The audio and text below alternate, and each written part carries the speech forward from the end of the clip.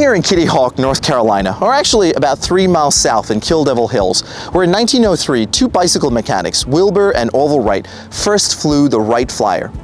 They weren't the only people working on heavier-than-air flight, and they relied on a collective brain of other people's designs, other people's discoveries, and other people's knowledge.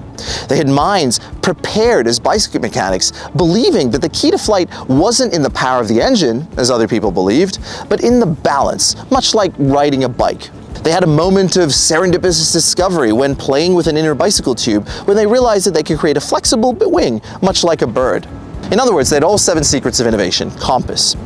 Will and Orv weren't the first to fly, but among the many people working on the problem, they were the first to achieve controlled, powered, heavier-than-air flight, and they became the most skilled pilots of the time.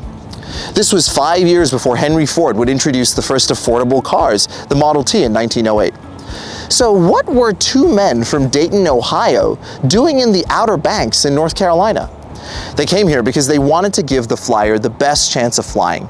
They spoke to a meteorologist who told them that at Kill Devil Hills they would find a hill for their gliders and flat ground for the Wright Flyer. They would also find soft sand dunes for them to land on. Many people had died trying to fly. And they would find the steady wind that's blowing around me. From that first 12-second, 120-foot or 36-meter flight, they and the rest of our collective brain would continue to innovate, such that in 16 years later, in 1919, we had the first flight across the Atlantic. In just 60 years, Russians would put Yuri Gagarin in space, and just 6 years later, in 1969, Americans would put Neil Armstrong, Buzz Aldrin, and Michael Collins on the moon. Today, hurtling through the air in a metal tube at unimaginable speeds is almost blasé. The Wright Brothers' achievement is just one example of the astonishing progress that we have made since the Industrial Revolution. There has been an almost vertical takeoff in wealth, energy capture, population size of countries or polities, child survival rates, human rights, innovations, or just about any other indication of progress in social development. Or as Ian Morris so nicely put it, the time since the Industrial Revolution has made a mockery of all the drama of the world's earlier history. The fall of the Roman Empire, the violent conquest of Genghis Khan, the devastation of the Black Death, the innovations of the Renaissance and the discoveries of the scientific revolution, and much more of what you covered in high school history are mere blips, completely dwarfed by the enormous progress since the 18th century.